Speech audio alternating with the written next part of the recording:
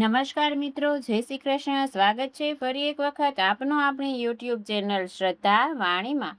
મિત્રો, આજના આ વિડીયોમાં આપણે વૈશાખ મહિનાની પૂર્ણિમા વિશે વાત કરીશું, કે જેને બુદ્ધ પૂર્ણિમા પણ કહેવાય છે.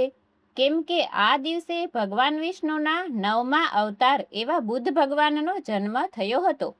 આજના દિવસે સ્નાન, દાન, જપનો પણ ઘણો મહિમા છે, કે જેનાથી આપણને પૂર્ણિમાનો અનેક ગણો લાભ પ્રાપ્ત થાય છે. તો આજના આ વિડીયોમાં આપણે આ વૈશાખ મહિનાની પૂર્ણિમાનું મહત્વ જાણીશું, કથા સાંભળીશું, આ દિવસે શું કરવું, શું ન કરવું, કયા ઉપાય કરવા, કયા કાર્યો કરવા, દરેક વિશે જાણીશું, સાંભળીશું. તો અંત સુધી મારી સાથે જોડાયેલા રહેજો. કોમેન્ટ સેક્શનમાં એક વખત ઓમ નમો ભગવતે વાસુદેવાય લખજો. તો મિત્રો, વૈશાખ મહિનાની પૂનમ એટલે કે બુદ્ધ પૂનમ, બુદ્ધ પૂર્ણિમા, કે જે દિવસે ભગવાન બુદ્ધનો જન્મદિવસ અને નિવારણ દિવસ મનાવાય છે. આ દિવસે જ ભગવાન બુદ્ધને જ્ઞાનની પણ પ્રાપ્તિ થઈ હતી, એટલા માટે તેને જ્ઞાન પૂર્ણિમા પણ કહેવાય છે. આજના દિવસે સત્યનારાયણ કથાનું વિશેષ મહત્વ હોવાથી આ પૂનમને સત્ય પૂર્ણિમા પણ કહેવાય છે. આપણે લૌકિક સંસારમાં હંમેશા ઈચ્છતા હોઈએ કે મને બંગલા મળે, ગાડી મળે, રાજ સન્માન મળે, સુખ મળે, આ મળે, તે મળે. પરંતુ ભગવાન બુદ્ધે એ સાબિત કરી દીધું કે રાજપાટ હોવા છતાં પણ જ્યારે મન ઈશ્વરમાં લાગે, પ્રભુની ભક્તિમાં લાગે, ઈશ્વરની ખોજમાં લાગે, ત્યારે આ સંસારના સુખ દરેક નશ્વર થઈ જાય છે. અને જ્યારે ઈશ્વરની પ્રાપ્તિ થઈ જાય ત્યારે બીજું કંઈ પણ બાકી રહેતું નથી, મોક્ષનો માર્ગ મળી જાય છે. ભગવાનના 9મા અવતાર એવા ભગવાન બુદ્ધે આ ધરતીલોક ઉપર આ દિવસે અવતર્યા હતા. અને ભગવાન શ્રી કૃષ્ણ ગીતાજીમાં પણ કહ્યું છે, યદા યદા હિ ધર્મસ્ય જ્ઞાની ભવતિ ભારત અભ્યુત્થાનમ ધર્મસ્ય તદા માન સજામ્યઃ. એટલે કે યુગે યુગે તેઓ પ્રગટ થાય છે અને ધર્મની રક્ષા કરે છે. માટે ભગવાન બુદ્ધે પણ સૌને એ જ શીખવાડ્યું છે કે ઈશ્વરની પ્રાપ્તિ માટે ક્યારે શું કરવું જોઈએ, કઈ વસ્તુનો ત્યાગ કરવો જોઈએ. સંસારનો ત્યાગ માત્ર નહીં, પરંતુ મનથી પણ ત્યાગ કરવો જોઈએ, ત્યારે ઈશ્વરની પ્રાપ્તિ થાય છે.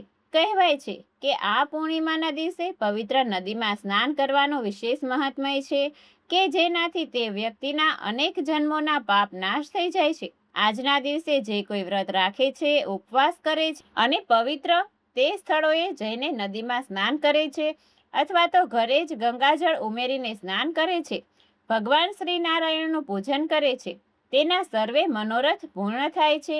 પાપ, દોષ, સંતાપ, આધિ, વ્યાધિ, ઉપાધિ, માનસિક કષ્ટ, પીડા, રોગ દરેક સમાપ્ત થઈ જાય છે. ઘણી બહેનો આજે પોતાના પતિના લાંબા અને નિરોગી આયુષ્ય માટે પણ વ્રત કરતી હોય છે. 12 પૂનમનું વ્રત કરે છે અને પતિના લાંબા અને પતિના સુખાકારી જીવનની પ્રાર્થના કરે છે. અને ભગવાન પાસે પતિના સુખાકારી જીવનની પ્રાર્થના કરે છે. તો કહેવાય છે કે પૂર્ણિમાનું વ્રત કરવાથી માનસિક કષ્ટ નષ્ટ થઈ જાય છે, પરિવારમાં ચાલતો કલેશ કંકાશ પણ દૂર થઈ જાય છે. જે વ્યક્તિની કુંડળીમાં ચંદ્રગ્રહ મજબૂત ન હોય, ચંદ્ર દોષ હોય, એટલે કે જ્યારે ચંદ્ર સંબંધી સમસ્યાઓ હોય, માનસિક તાણ હોય, સ્ત્રીઓથી કષ્ટ હોય, માતાથી કષ્ટ હોય, ત્યારે પૂર્ણિમાનું વ્રત અવશ્ય કરવું જોઈએ, કે જેનાથી માનસિક શાંતિ મળે છે. આ સિવાય આજે ચંદ્રદેવનું પણ પૂજન કરવામાં આવે છે. ચંદ્રદેવને કાચા દૂધમાં 1 ચમચી ચોખા, ખાંડ ઉમેરીને અર્ઘ આપવામાં આવે છે અને ઓમ સોમ સોમાય નમઃ એ મંત્રનો જાપ કરવામાં આવે છે. પૂર્ણિમાના દિવસે મહાદેવનું પણ પૂજન કરવામાં આવે છે. શિવલિંગ ઉપર કાચું દૂધમાં જળ મિશ્રિત કરીને ચડાવવામાં આવે છે, અભિષેક કરવામાં આવે છે અને 12 જ્યોતિર્લિંગનો અથવા તો મહામૃત્યુંજયનો પાઠ કરવામાં આવે છે. આજે સાંજે સૂર્યાસ્ત સમયે પણ પીપળાનું પૂજન થાય છે, ત્યાં દીપદાન થાય છે તથા તેની 7 પરિક્રમા કરવી જોઈએ, કે જેનાથી ધન સંબંધિત પરેશાનીમાંથી મુક્તિ મળે છે. કેમ કે આ પીપળાના વૃક્ષમાં ત્રિદેવ વસે છે, એટલે કે બ્રહ્મા, વિષ્ણુ, મહેશનો વાસ છે અને તેમની સાથે આપણા પિતૃદેવનો પણ વાસ રહેલો છે. આજના દિવસે જે કોઈ વ્રત નથી કરતા તે લોકો પણ આજના દિવસે પૂજન કરી શકે છે. આ પૂનમ તિથિના પ્રધાન દેવતા ભગવાન વિષ્ણુ અને મહાલક્ષ્મી માતા છે. એટલે આજે વહેલા સવારે ઉઠીને સ્નાનાદિત કાર્યોમાંથી પરવારીને, શુદ્ધ વસ્ત્ર ધારણ કરીને, સૂર્યદેવને અર્ઘ આપીને, સૌપ્રથમ ઘરના મંદિરની સાફ સફાઈ કરીને ભગવાન લક્ષ્મીપતિ નારાયણનું પૂજન કરવામાં આવે છે, કે જેના માટે સૌપ્રથમ આપણા પૂજા સ્થાનને પવિત્ર કરવું જોઈએ. અને એ પછી ભગવાન નારાયણની કોઈ પણ મૂર્તિ હોય તેની વિશેષ પૂજા થાય છે. ભગવાન બુદ્ધના રૂપમાં આજે ભગવાન નારાયણનું પૂજન કરવામાં આવે છે, કે જેનાથી આપણે આ જીવનમાં જ્ઞાનની પ્રાપ્તિ થાય, અજ્ઞાનરૂપી અંધકાર દૂર થાય. આજે ભગવાનને ધૂપ, દીપ, નૈવેદ્ય આદિથી પૂજન કરવું, તુલસી પત્ર ચડાવવા, પીળા ફૂલ ચડાવવા, ફળ ફળાદિનો ભોગ ધરાવવાનો, મીઠાઈ ધરાવવાની અને પૂજન કરી લીધા પછી ભગવાનની આરતી કરવાની અને પ્રસાદ સૌ લોકોમાં વહેંચવો જોઈએ. એ પછી આજે ઉમરાનું પૂજન પણ કરવામાં આવે છે. સ્વસ્તિક કરવો, શુભ લાભ લખવું અને ત્યાં પણ એક દીવો કરવો જોઈએ. આ ઉપરાંત આજે યથાશક્તિ દાન પુણ્યનું કાર્ય પણ કરવું જોઈએ. ખાવા પીવાની વસ્તુ, પહેરવા ઓઢવાની વસ્તુ અથવા જરૂરિયાત વસ્તુનું દાન પણ કરી શકાય છે. તથા ઉનાળાની ઋતુ ચાલી રહેલી છે તો જલદાનનું પણ વિશેષ મહત્વ છે. આજના દિવસે સવારે સ્નાન કરીને જો ભગવાન સૂર્યનારાયણને અર્ઘ આપવામાં આવે છે, કે જે સાક્ષાત ભગવાન નારાયણનું સ્વરૂપ છે, તો એવું કહેવાય છે કે આપણી બુદ્ધિ સન્માર્ગે વળે છે. આપણા મનમાં કોઈ પણ વ્યક્તિ પ્રત્યે મતભેદ ચાલી રહેલો હોય તો તે દૂર થાય છે. તથા આપણું કોઈ પણ વસ્તુમાં મન લાગતું ન હોય તો પણ નિત્ય સૂર્યદેવને અર્ઘ ચડાવવામાં આવે, કે જેનાથી આપણને તે સમસ્યામાંનો ઉકેલ મળે છે. આ પૂર્ણિમાના વ્રતમાં એક ટાઈમ ભોજન લેવામાં આવે છે, એટલે કે એક ટાણું કરવામાં આવે છે, કે જેમાં રાત્રે ચંદ્ર દર્શન કરીને એક ટાણું કરીએ તો વધુ ઉત્તમ છે. અથવા તો જો એમ વ્રત ન થઈ શકતું હોય તો આખો દિવસ ઉપવાસ ન રાખી શકતા હોય તો બપોરે એક ટાણું કરીને રાત્રે ઉપવાસ કરવો, અથવા તો ફરાહાર કે ફરાર લઈ શકાય છે. પરંતુ બને ત્યાં સુધી રાત્રે ચંદ્ર દર્શન કરીને જ એક ટાણું કરવું.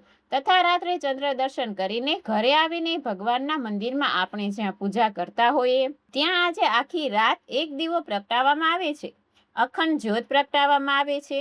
અને જ્યારે અખંડ જ્યોત પ્રગટાવીએ છીએ ત્યારે ત્યાં બેસીને માતા શ્રી મહાલક્ષ્મીના મંત્રનો જાપ કરવો જોઈએ, તેમનો પાઠ કરવો જોઈએ. સુક્તમનો પાઠ કરવો, કનકધારા સ્ત્રોતનો પાઠ છે, લક્ષ્મી સહસ્ત્ર નામવલી, લક્ષ્મી 108 નામવલી, 12 નામનો પાઠ એ કરી શકો છો. અથવા તો આપને કોઈ મંત્ર આવડતો હોય તો તેની પણ એક માળા કરી શકો છો. આપણા શાસ્ત્રમાં લખ્યું છે કે પૂર્ણિમાના દિવસે જો કોઈ વ્યક્તિ પવિત્ર તીર્થમાં જઈને ત્યાં સ્નાન કરીને ભગવાનનું પૂજન કરે છે, વ્રત કરે છે, તો તેના પૂર્વજન્મના આ વર્તમાન જન્મના પાપ નષ્ટ થઈ જાય છે.